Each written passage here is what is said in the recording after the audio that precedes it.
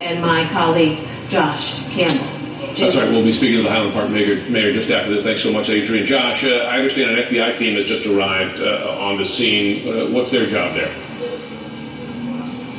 That's right, Jim. There are two parts of this investigation. You can see as we pan off to the left, the FBI's what they call the evidence response team is now on site. This is a group of special agents, analysts, professional staff who have day jobs, but whenever there is an evidence need, they will respond. Particularly, we've seen these teams out here with so many of these mass shootings across the country. They are doing the forensic side of this investigation. They're scouring the scene, walking it inch by inch, looking for any possible evidence, looking for bullet fragments. They're obviously also processing the firearm and some of the shell casings. That's what we can see here. There's also a robust investigation happening behind the scenes. Now, we're hearing from our law enforcement sources that this suspected shooter here had a robust online presence, including some very troubling posts that raised questions about whether there were warning signs here that were potentially missed. Just to describe some of those, in one post you see this animation of a figure that depicts or resembles this shooter actually conducting an attack, and videos with lots of blood and things like that.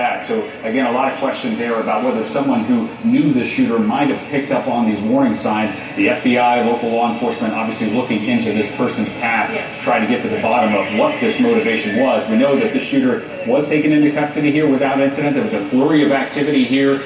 Police officers rushing from this area to about 5 miles from where I am. I followed the SWAT team there, got to where this vehicle was. We saw them processing that vehicle. They were concerned initially that after this person was arrested, that there still might be some kind of incendiary devices or some other type of dangerous material inside that vehicle. They did this methodical processing. Authorities, you could see the relief look on their face after this manhunt was over, but obviously for them and obviously for members of this community, it's kind of a mixed bag. They are relieved that the suspect is no longer a threat, but also obviously mourning the loss of 6 of their residents and dozens here injured. And the suspect was on the run for some time. Josh Campbell, thanks so much.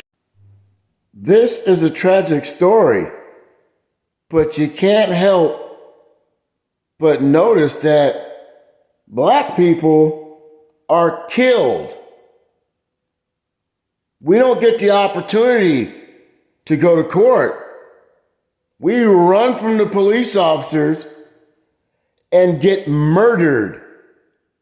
This man has killed people, shot people, probably maimed people.